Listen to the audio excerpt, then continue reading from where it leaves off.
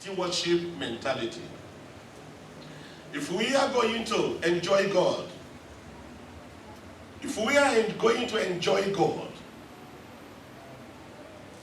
we must have stewardship mentality.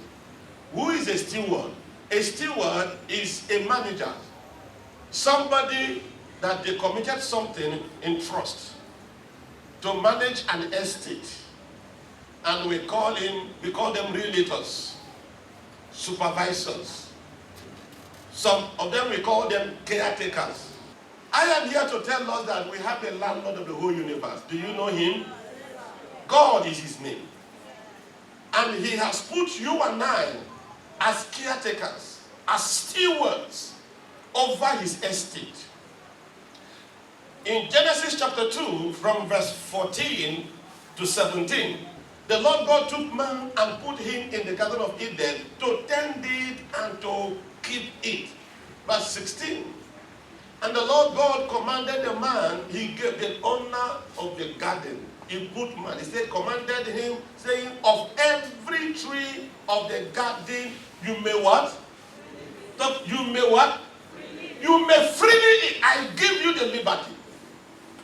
Help me to tend after my garden. And what do I have for you? Every tree in the garden, freely.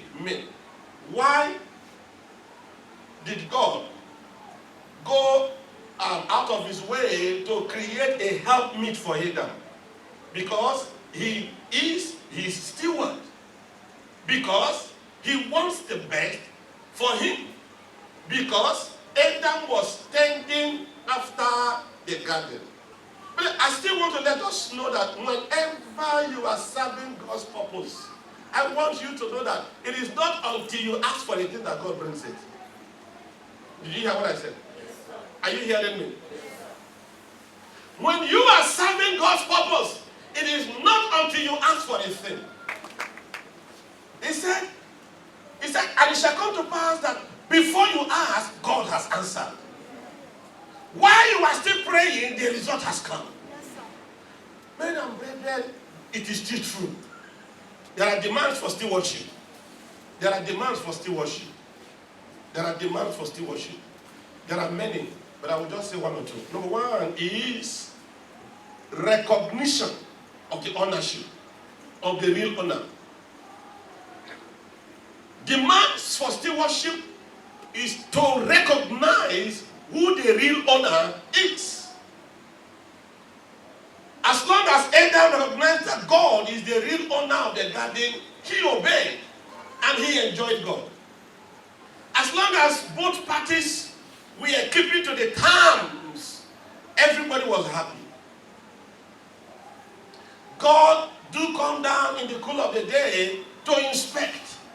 No matter whatever, however you see, the owner will always come to inspect.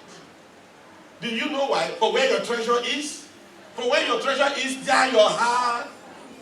He treasured the garden, so he came. He did not abandon the garden. He did not abdicate responsibility. He comes. So as long as the steward is doing well, the owner will be happy. So, number one, recognize in your life that somebody owns you. Somebody owns your life. Did you hear what I said?